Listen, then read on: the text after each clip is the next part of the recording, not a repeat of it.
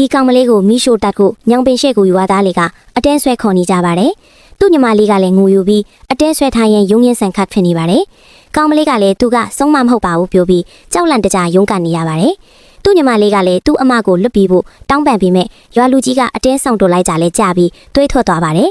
ကောင်မလေးကလည်းသူ့ညီမလေးကိုထိရင်အကုန်လုံးကိုတတ်ပစ်မယ်လို့ပြောလို့အကုန်လုံးကငြိမ်သွားပါတယ်အဲ့ချိန်မှာလည်းညောင်ပင်ဘောကနေအတန်ကြားလို့ရွာလူကြီးကမောကြည့်လိုက်ပါတယ်ညောင်ပင်ပေါ်မှာမျက်လုံးအယောင်တောက်တောက်နဲ့ခေါင်းမှာကြိုးပါတဲ့မိန်းမတစ်ယောက်ကကြည့်ပြီးရွာလူကြီးကိုညှို့လိုက်ပါတယ်ရွာလူကြီးကလည်းလက်မှာကင်ထားတဲ့တုပ်ကိုလက်ချပြီးညောင်ပင်ကိုအကြာကြီးစိုက်ကြည့်နေပါတယ်ပြီးတော့လက်မှာကျိုးကွင်းကိုကင်ထားပြီးညောင်ပင်ကြီးစီကိုတဖြည်းဖြည်းရှောင်သွားပါတယ်ရွာသားတွေကလည်းအံ့ဩပြီးကြောင်ကြည့်နေကြပါတယ်ရွာလူကြီးကညောင်ပင်ပေါ်ကိုနောက်ပြန်တက်သွားပါတယ်အပင်ပေါ်ရောက်တော့ခုန်ချပြီးကိုဆွဲကြိုးချအစိုးစီရင်လိုက်ပါတယ်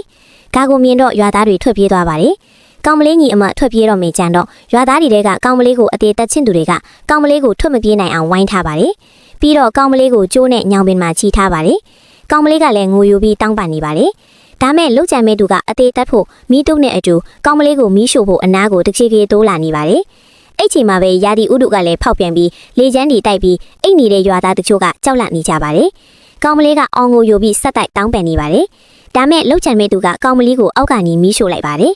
သူ့ညီမလေးကလည်းသူ့မျက်စိရှိတင်အမကိုမီးရှို့နေလို့ဝမ်းနဲ့ကျဲခွဲနေရပါတယ်။ကောင်မလေးကလည်းသူ့ကိုအောက်ကနေမီးရှို့ထားလို့လောင်ကျွမ်းပြီးနာကျဲလွန်းလို့အော်ဟစ်ငိုကြွေးနေရပါတယ်။အဲ့ချိန်တပလိုက်နဲ့ထဲမှာပဲထူးခြားဖြစ်စဉ်ကရွာထဲကယာတီဥတို့ဖောက်ပြန်ပြီးလေပြင်းတွေတိုက်ပြီးမီးတွေအကုန်ပိတ်ကုန်လို့လူတွေအကုန်လုံးကထူးဆန်းနေကြပါတယ်။